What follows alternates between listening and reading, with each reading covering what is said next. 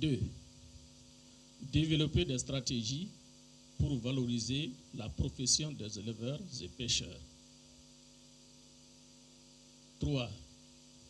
Développer des stratégies pour une large diffusion et une application de la charte pastorale. 4. Développer des stratégies pour faciliter l'accès à l'eau dans les pâturages et par le creusement des puits à grand diamètre et l'aménagement des mares. Pour ici, mon village a 2 espaces pastoraux de plusieurs kilomètres carrés, mais qui sont dégradés par la sécheresse des années depuis 1973 jusqu'à maintenant. Et les animaux donc sont toujours frappés par la sous-alimentation chaque année. Les animaux partent à des dizaines de kilomètres pour chercher de l'herbe sèche. Et là, presque chaque année, les animaux tombent sous le coup de la sous-alimentation. De ce que nous, les Peuls, nous avons la hantise, éleveur traditionnel, donc la hantise de voir nos animaux frappés par ce qu'on appelle un mbapou. Les animaux n'arrivent plus à se lever d'eux-mêmes. Pour cela, nous souhaitons donc que ces espaces soient aménagés et qu'il y ait de l'eau, parce que nous avons des problèmes hydrauliques. Bon. Et surtout, nous préconisons par exemple le système de l'arrosage des pâturages par le système de goutte à goutte qui va faire que les animaux vont bénéficier de l'herbe verte pendant toute l'année. Voilà. Bon, développer des stratégies pour promouvoir la consommation des produits locaux. 6. Produire des stratégies qui permettent de remplacer les emballages plastiques par des matières biodégradables. Alors, nous sommes heureux d'avoir entendu donc, que le gouvernement a décidé qu'à partir du 1er janvier 2013, les emballages plastiques seront prohibés au Mali. Une loi a été votée par rapport à cela et nous espérons que l'application sera effective, car beaucoup de nos animaux sont frappés par ces matières plastiques et souvent on est obligé d'opérer certaines vaches pour enlever ces matières plastiques. C'est un très grand danger, non seulement pour la terre, mais pour les animaux aussi. 7. Développer des stratégies pour remplacer les pesticides par des produits végétaux qui ne nuisent pas à la santé humaine, animale et halieutique.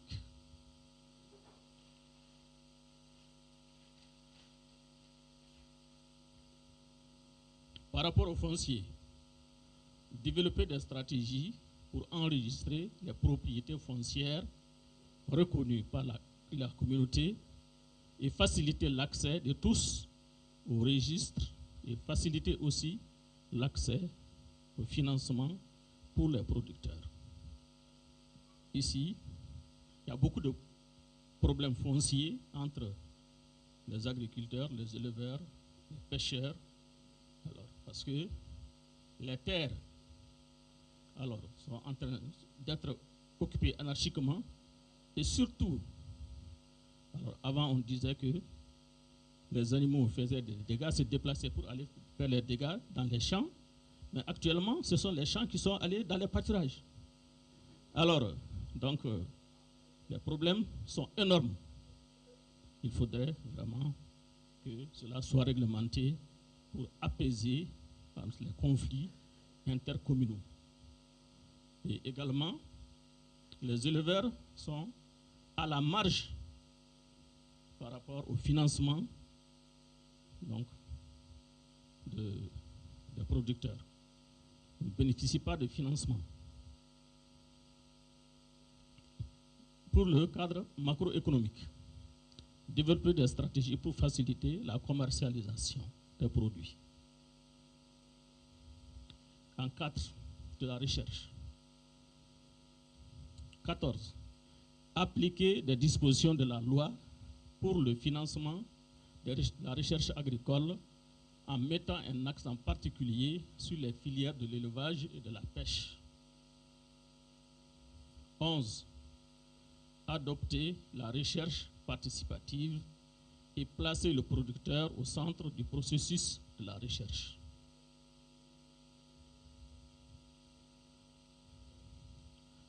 12.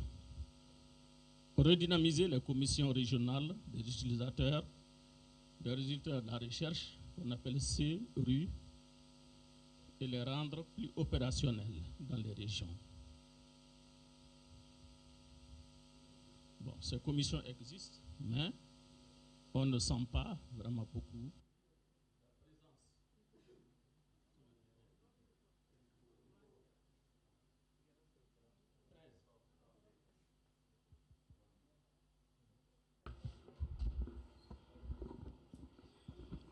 Bon, donc je continue par rapport donc aux 16 points que nous avions retenus. 13. Élaborer et adopter un protocole d'accord de type nouveau et ouvert et flexible entre les différents partenaires de la recherche. En 14. Diligenter la diffusion et la vulgarisation des résultats de la recherche participative. Alors,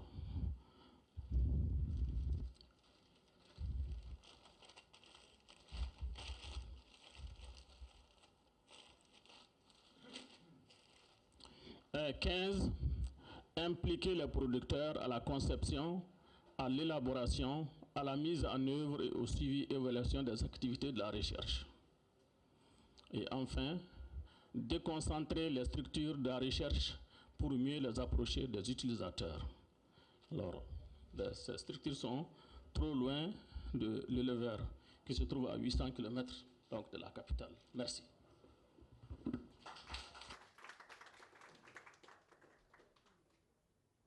Merci pour la commission élevage.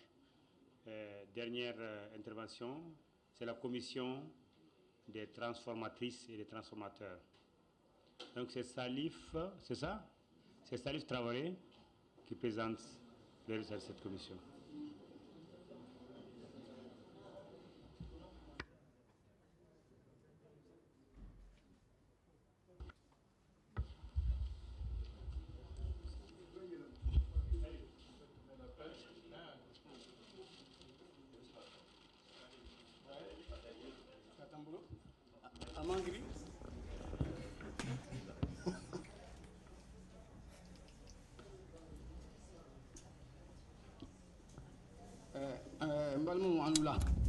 Mesdames et messieurs, bonsoir. Moi, je m'appelle Salif Traoré. Je viens de Sikasso, dans le cercle de Kagelo.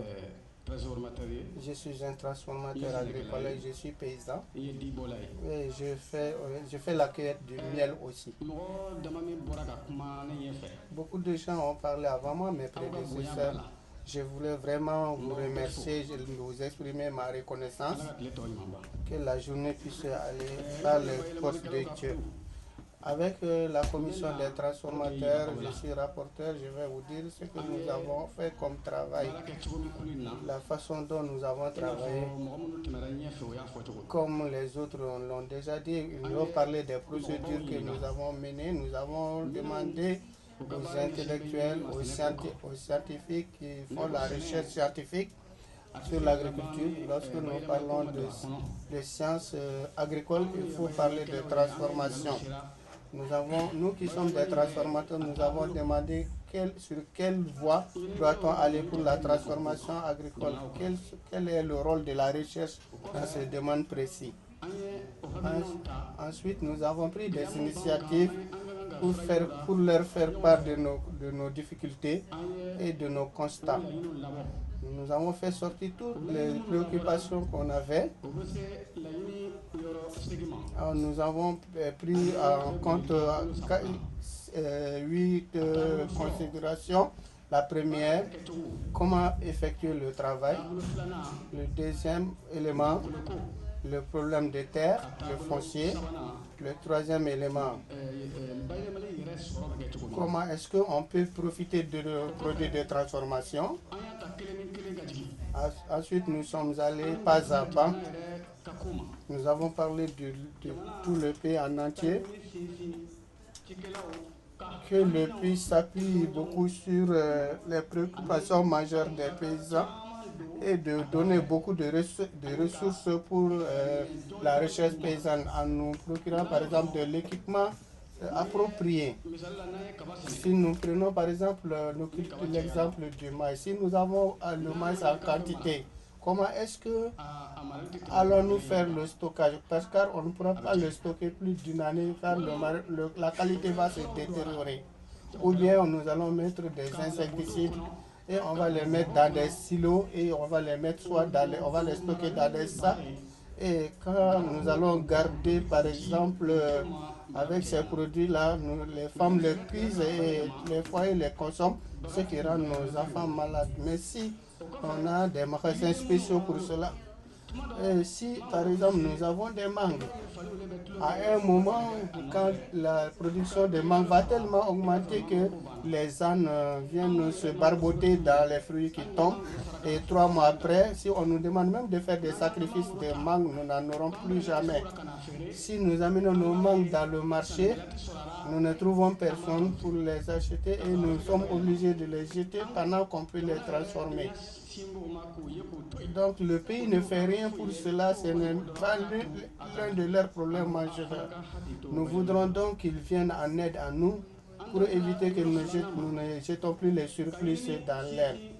Nous voulons aussi qu'on appuie la recherche sur les fruits que nous cultivons ici. Si nous demandons cela, parce que nous étions un petit groupe de transformateurs, il y avait les producteurs de fruits, les planteurs, les transformateurs de fruits, les transformateurs de viande, les transformateurs de poissons, les transformateurs de lait.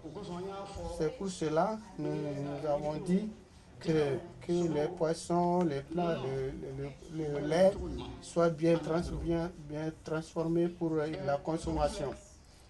La viande par exemple, prenons l'exemple de la viande. On peut transformer la viande et la conserver, on peut acheter pour assurer la sécurité alimentaire. Le lait, ça peut se faire de même si tu n'as pas de vache, tu peux te procurer du lait. Parfois, le lait vient d'ailleurs et ça sent très mal. Quelle est la nature de ce lait-là? Et le pays donc a dit souvent que pour importer du lait, l'État dépense beaucoup. Pendant que nous disposons de bien sûr des éléments, des vaches de notre pâturage qui produisent beaucoup de lait. Que ce soit les paysans, les planteurs, qui soient impliqués dans la conception et de la recherche sur les fruits. Donc l'État doit faire en sorte que si on a, par exemple, si on fait les élections présidentielles pour 5 ou 10 ans, le président réfléchit avec son programme. Qu'est-ce qu'on doit faire pendant ces 10 ans? Quel est notre projet de société pour 5 ans? Donc, ce document doit être examiné. Comment est-ce qu'on met en place ce document-là? Que nous-mêmes nous soyons impliqués dans la conception de ces documents en amont, en aval et pendant tout le processus. Mais si nous ne sommes pas impliqués, nous nous voyons en dehors du système. Et cela nous tombe sur la tête comme un couperet. Que ça marche ou ça ne marche pas, vous êtes obligés d'accepter et c'est là où il y a des incompréhensions. Les femmes aussi sont des têtes de proue dans l'agriculture et il y a beaucoup de femmes transformatrices. Si on parle souvent, quand nous parlons de transformation, cela nous amène à penser par exemple que dans beaucoup de pays, dans beaucoup de lieux, ces femmes construisent de petites maisonnettes ou bien de petits équipements pour arroser. Comment est-ce qu'il faut développer ces petits instruments de transformation agricole. Nous avons vu beaucoup d'exemples de ce genre. Cinquièmement, nous devons faire des réflexions par rapport à la gestion et à la propriété de la terre. Le foncier, on en a bien parlé. Les autres en ont parlé. Les femmes doivent s'appuyer sur et nous, les transformateurs aussi, nous devons nous appuyer là-dessus aussi. Si je construis, par exemple, ma maison, je lève, par exemple, les abeilles, j'ai mis sur pied une petite maisonnette et le gouvernement vient et dit non. Le gouvernement vient et dit non, nous allons construire un centre de santé. Bon, quand ils vont détruire ma ruche, est-ce que je pourrais avoir une autre terre pour faire de la terre? Donc il faut que nous soyons propriétaires de notre terre. Donc à ce moment, nous pouvons mettre nos petites unités de transformation pour développer notre entreprise. Et sixièmement, cela c'est sur les revenus. Si nous prenons en compte les revenus, on a dit de mettre en place de nouvelles idées et de nouvelles idées que nous devons développer sur les systèmes de transformation des processus de nos produits. Améliorer donc le processus de transformation. Nous devons avoir des équipements appropriés et parfois même des usines. Chez nous, quand on parle d'usine, il s'agit, même si tu as une tasse que tu produis, pour nous c'est une usine. Quand nous parlons d'usine, nous ne parlons pas de la grande industrie, mais nous parlons seulement d'une petite unité de transformation qui nous permettent de les développer. Qu'on nous donne bien sûr des idées pour que nous puissions réussir l'installation de ces petites unités. Il ne s'agit pas surtout de prendre par exemple des idées qui nous viennent d'ailleurs.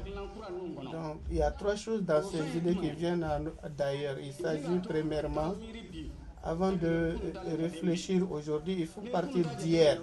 Si tu fais une évaluation de ce qui s'est passé hier, cela te conduit dans le présent. Et dans le présent, tu fais des projections sur l'avenir. Bon, les transformateurs qui sont là, et ce qu'on y met, même si c'est trop, nous n'y croyons pas trop. Et comment est-ce que nous allons faire? Et comment nous allons faire aujourd'hui et demain? Est-ce que la santé est assurée?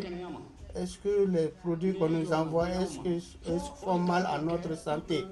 Voici des points saillants que nous devons examiner au niveau de nos unités de transformation pour que partout là où on parle de souveraineté alimentaire, il faut qu'il y ait aussi la santé. Quelqu'un a parlé de l'igname, qu'on transforme l'igname en nourriture animale, si vous voulez.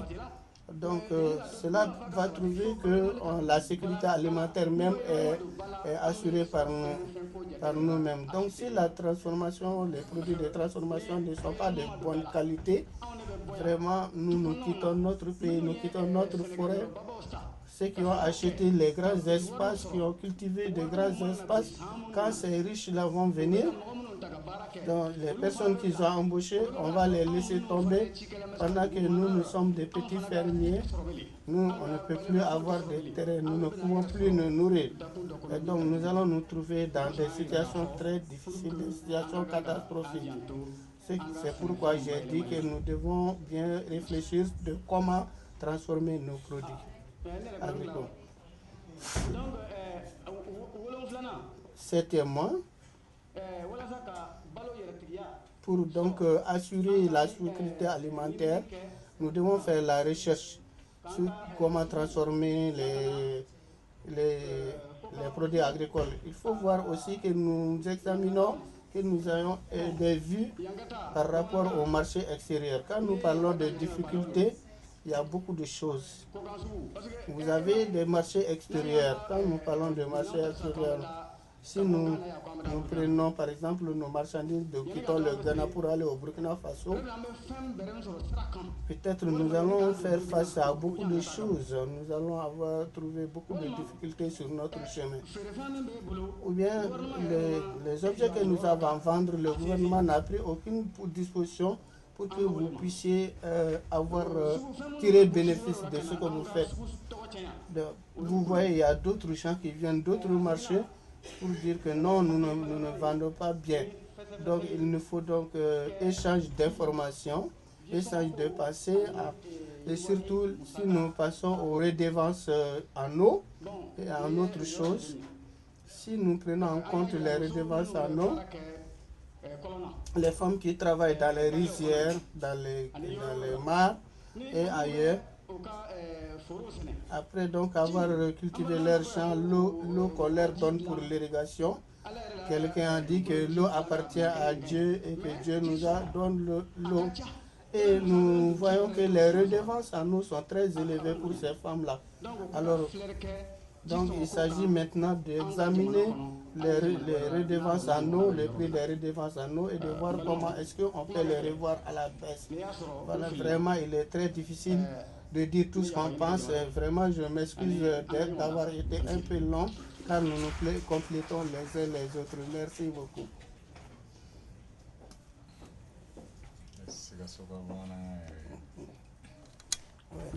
Thank you very much for the fantastic presentation. Merci pour votre très bons exposés.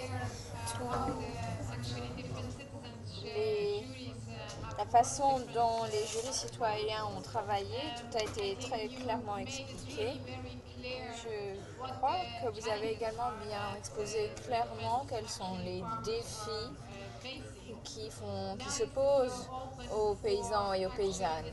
Maintenant, la parole est ouverte. Ok, merci bien, madame.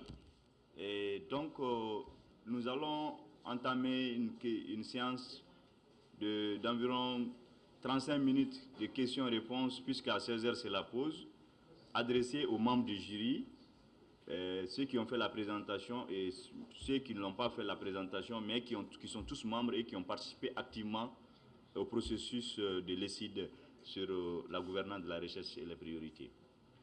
Et donc, nous allons commencer par Mme Lydia, qui est derrière. Oui, nous donnons la parole à Lydia. Vous pouvez noter les questions. On va prendre une série de questions. Après, on va vous donner la parole pour répondre à l'ensemble. C'est plus simple, je pense.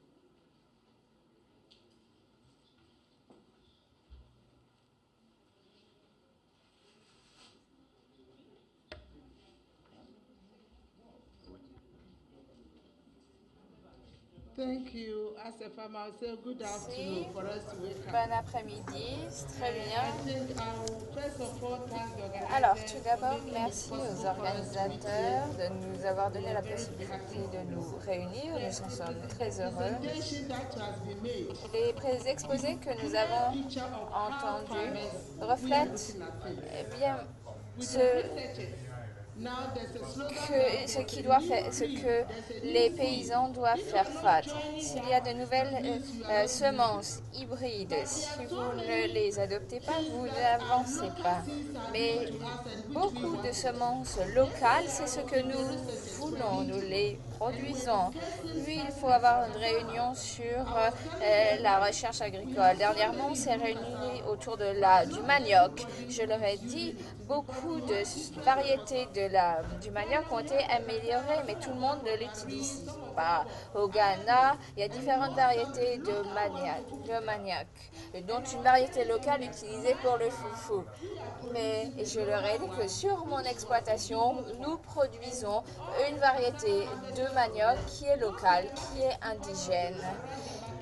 Et lorsque les gens vont au marché, c'est qu'ils achètent parce qu'ils l'utilisent pour faire du foufou, pour du garé. Donc il faut que les gens puissent utiliser leurs semences locales et que les chercheurs, les scientifiques nous aident à développer nos semences locales. Chaque jour, à chaque saison de plantage, nous devons acheter des semences. Et s'il ne pleut pas, eh bien, vous ne pouvez pas produire. Mais qu'est-ce qu'on fait également à cet égard? Donc, il faut réfléchir si on peut améliorer les semences locales, indigènes, autochtones. Les femmes qui vivent dans les milieux ruraux font beaucoup d'efforts, autant que les hommes. Donc, il faut que tous les programmes de recherche améliorent les conditions de travail des femmes paysannes également. Il faut que nous avancions tous ensemble. Et voilà ce que je voulais vous dire. Merci beaucoup. Ok. Là, c'était plus un commentaire qu'une question. Et donc, nous allons demander à madame qui est derrière ici de prendre la parole. En contribution. Bon, attendez. Ok, bon. Nous préférons peut-être, s'il y a des questions d'abord, je pense qu'on va prendre les questions. S'il y a des gens qui ont des questions d'éclaircissement à poser aux membres du jury, nous allons prendre les questions. Après, si nous avons plus de temps, nous pouvons laisser la parole à ceux qui ont des commentaires. Sinon, je pense qu'on ne va peut-être pas tellement être dans notre sujet. Est-ce qu'il y a des gens qui ont des questions à poser au jury? Oui, monsieur, derrière.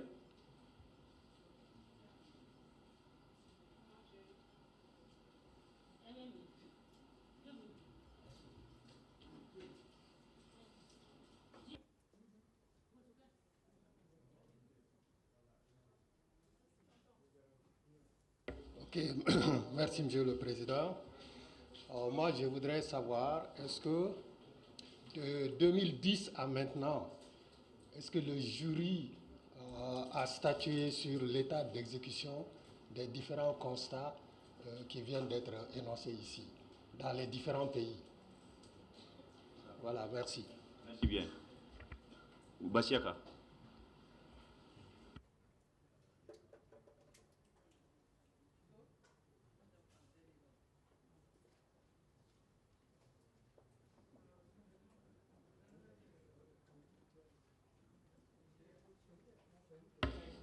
Merci. Ma question, c'est à plusieurs reprises, les différents présentateurs sont revenus au niveau de la recherche pour dire que nous devons participer ensemble, nous devons faire la recherche ensemble. Je voudrais bien comprendre, est-ce que c'est participer au choix des thématiques de recherche, ou bien c'est d'être des chercheurs, ou bien c'est de participer en même temps à une recherche, action en concertation avec la recherche. Puisque dire que nous allons chercher ensemble, est-ce que nous, en tant que producteurs, nous avons les moyens?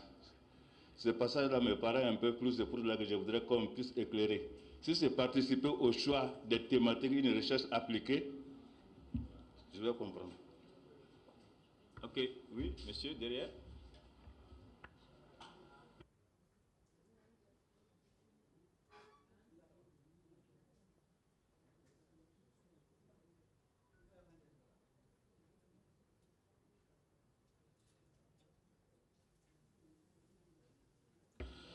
Thank you, Chairman.